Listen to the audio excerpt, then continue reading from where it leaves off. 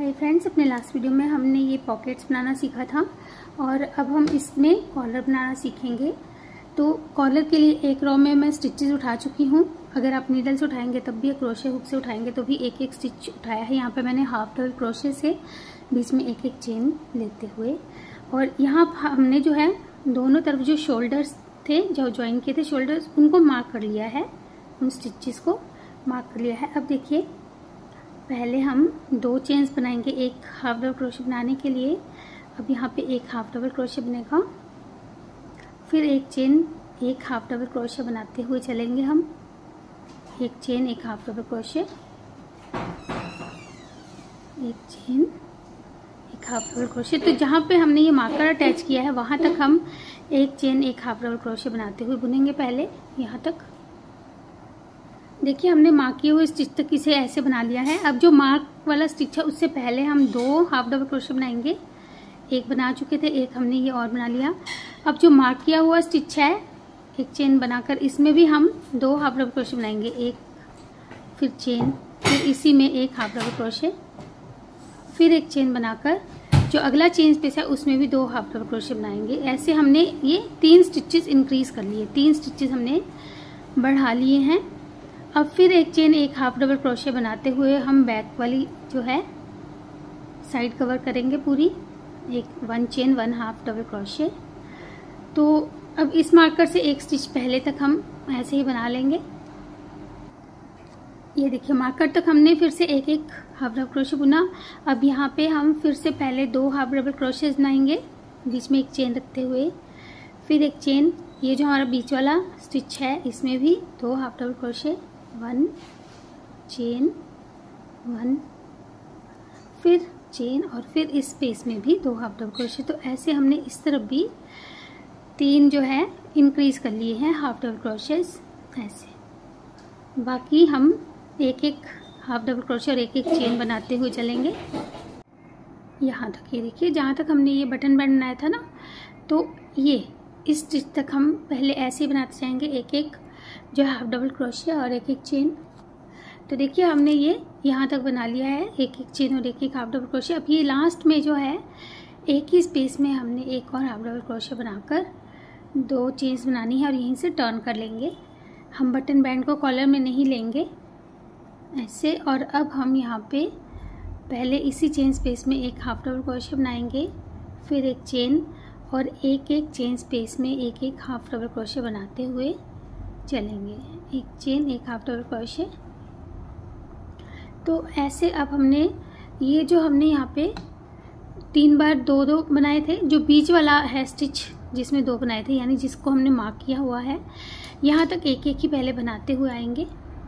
देखिए फ्रेंड्स, यहाँ तक हमने बना लिया है। अब ये मार्क किया हुआ जो है बीच वाला स्टिच है, इसके बीच में हम 2 हाफ डबल क्रोशे बनाएंगे। एक बनाकर चेन बनाई और फिर इसी में एक हाफ डबल क्रोशे, और बाकी सब में फिर से हम एक एक बनाते हुए चलेंगे। लास्ट में जो ये हमने यहाँ पे इस तरफ किए थे 3, उसमें भी हम बीच वाले तक बनाएंगे पहले ऐसे ही, एक हाफ डबल क्रोशे और एक चेन। तो यहाँ तक पहले हम बना लेते हैं। ये फेदर वूल की वजह से आपको स्टिचेस इतने क्लियर दिख नहीं रहे होंगे, इसीलिए मेरी कोशिश है कि मैं आपको बता के बोल के ही ये क्लैरिफाई करूँ। तो हम ये एक एक हाफ डबल क्रोशे एक एक चेन बनाते हुए, ये देखिए, ये जो हमारा बीच वाला था 3 में से एक हमने यहाँ पे भी 2 बनाए थे, यहाँ पे भी 2 बनाए थे, यहाँ पे भी 2 बनाए थे। जो बीच वाला है यहाँ तक हम एक एक बनाते हुए आएंगे। पहले देखिए, हमने यहाँ तक एक एक बनाया। अब ये बीच वाला स्टिच है, ये इसमें हम एक बना चुके हैं, ये देखिए। तो एक चेन बनाकर इसी में एक और हाफ डबल क्रोशे बनाएंगे, तो यहाँ पे फिर से 2 हो गए। बाकी में हम एक एक बनाते हुए लास्ट तक बुनते जाएंगे। अब ऐसे ही एक चेन एक हाफ डबल क्रोशे, एक चेन एक हाफ डबल क्रोशे। तो पहले हम इसे लास्ट तक ऐसे ही बुन लेते हैं, यहाँ तक लास्ट वाले स्टिच तक बुनना है इस तरफ से।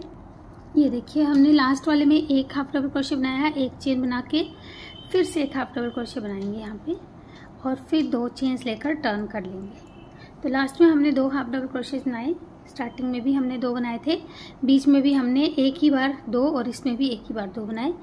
अब फिर टर्न करने के बाद 3 चेन्स बना, ये 2 चेन्स बनाई हमने, इसी में ही हाफ डबल क्रोशे बनाएंगे पहले, फिर एक चेन लेकर अगले स्पेस में हाफ डबल क्रोशिया, एक चेन, एक हाफ डबल क्रोशिया, ऐसे बनाते हुए हम अब ये एक एक ही बनाएंगे क्योंकि हमें इसका ज़्यादा घेरा नहीं करना है कॉलर का।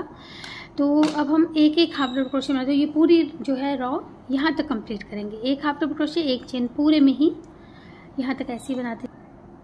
देखिए हमने इसे इस तरह से लास्ट तक बुना। अब यहाँ पे फिर हम जो है एक और हाफ डबल क्रोशिया बनाएंगे और फिर 2 चेन्स लेकर टर्न करेंगे और इसी स्पेस में पहले हम एक हाफ डबल क्रोशिया और फिर एक चेन, एक हाफ डबल क्रोशिया बनाते हुए हर चेन स्पेस में ऐसे ही चलते जाएंगे। अब हम बीच में कोई जो है स्टिच इंक्रीज़ नहीं करना है, बढ़ाना नहीं है, और जितने आपको कॉलर की लेंथ रखनी होगी उस हिसाब से इसे अब बनाते जाइएगा, एक एक हाफ डबल क्रोशिया और एक एक चेन बनाते हुए ऐसे। तो अब हम पहले इसकी कुछ लेंथ तैयार कर लेते हैं, फिर मैं आपको दिखाऊंगी तो आपको और इजीली समझ में आएगा। अभी तक ये इस तरह से बना है, ये देखिए ऐसे।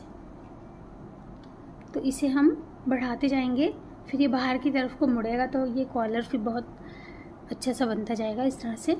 तो इसे बना लेंगे पहले। तो देखिए हमने ये 6-7 लाइंस बुनी हैं, 6-7 रॉज, और उसके बाद इन जो है धागे को हमने फिनिश कर लिया। और अब हम इसके साथ मैचिंग एक पाउच भी बनाएंगे, पर्स बनाएंगे। अभी हमारा ये कोट जो है जैकेट ये बनकर रेडी हो गई है। देखिए हमने ये इस तरह से छोटा सा एक हैंगिंग पर्स भी बनाया है इसके साथ मैचिंग। तो आप भी इसे ट्राई कीजिएगा। मिलता है फिर एक और नई वीडियो के साथ, तब तक जुड़े रहिएगा चैनल से। Thank you.